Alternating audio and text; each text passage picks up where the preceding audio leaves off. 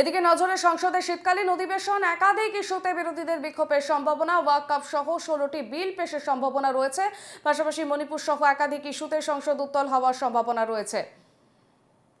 নজরে সংসদের শীতকালীন অধিবেশন, একাধিক ইস্যুতে বিরোধী বিক্ষোভের সম্ভাবনা, ওয়াকআপ সহ 16টি বিল পেশের সম্ভাবনা রয়েছে। আমাদের সঙ্গে টেলিফোন লাইনে রয়েছেন প্রতিনিধি বাসব রায়। বাসব, আজ সংসদের শীতকালীন অধিবেশন এবং পাশাপাশি যেমনটা আমরা জানি ওয়াকআপ সহ 16টি বিল পেশের সম্ভাবনা রয়েছে। এটা তো 16টা বিল পেশের সম্ভাবনা, হয়তো 16টা বিল পেশ হবে কোনো না কোনো সময়, কিন্তু এটা হচ্ছে সরকারের দিক থেকে। কিন্তু বিরোধীদের দিক থেকে এখন সবচেয়ে বড় ব্যাপার হচ্ছে আদানি ইস্যু। বিরোধীরা যেভাবেই হোক বিক্ষোভ করবে এবং আদানি ইস্যুকে সরকারকে বাধ্য করবে সরকারের স্ট্যান্ড জানান। তার কারণ আমেরিকার আদালত বা প্রশাসন থেকে আদানির বিরুদ্ধে যে গ্রেপ্তারি পরোয়ানা জারি হয়েছে সে নিয়ে এখনো পর্যন্ত সরকার কোনো বিবৃতি দেয়নি। এটা হচ্ছে 1 নম্বর বিষয়। দ্বিতীয় কথা হচ্ছে আজ সকালে আদানি গ্রুপের আদানি গ্রিন এনার্জি লিমিটেড থেকে একটা বিবৃতি জারি করা হয়েছে যে মিডিয়ায় যা খবর বেরিয়েছে আমাদের গ্রেপ্তার নিয়ে সেটা ভুল, এবং গতকাল আগের যে অ্যাটর্নি জেনারেল ছিলেন মুকুল রোহতগি তিনি বলেছেন আদানিদের বিরুদ্ধে এমন কোনো জোরালো অভিযোগ নেই। এই পরিস্থিতিতে আজকে সংসদ শুরু হয়েছে, লোকসভা এবং রাজ্যসভার শুরুতেই খুব চিৎকার চেঁচামেচি হচ্ছে এখনো, এবং লোকসভাতেও হচ্ছে।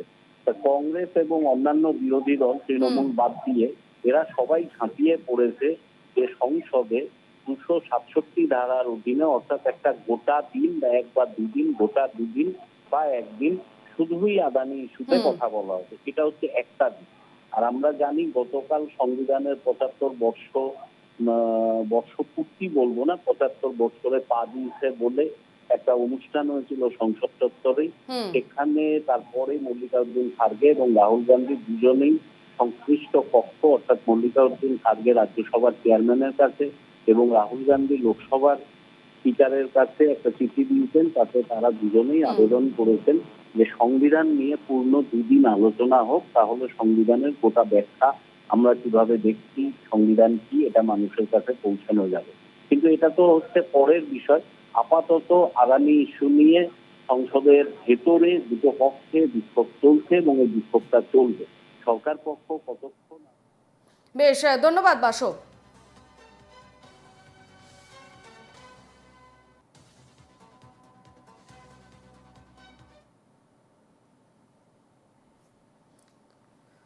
সংসদে আজ শীতকালীন অধিবেশনে তৃতীয় দিন এবং একাধিক ইস্যুতে বিরোধীদের বিক্ষোভ এবং পাশাপাশি ওয়াকআপ বিল সহ 16টি বিল পেশের সম্ভাবনা, মণিপুর সহ একাধিক ইস্যুতে সংসদ উত্তাল হওয়ার সম্ভাবনা, আদানি ইস্যুতেও সংসদে হই হট্টগোল।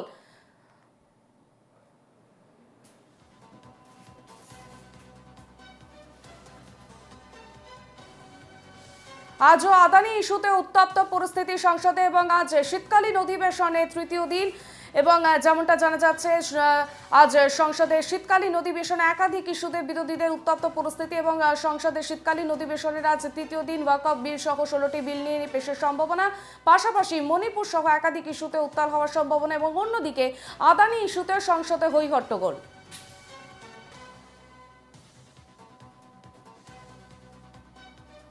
আমাদের সঙ্গে সরাসরি রয়েছেন আমাদের প্রতিনিধি মনীষ শুক্লা।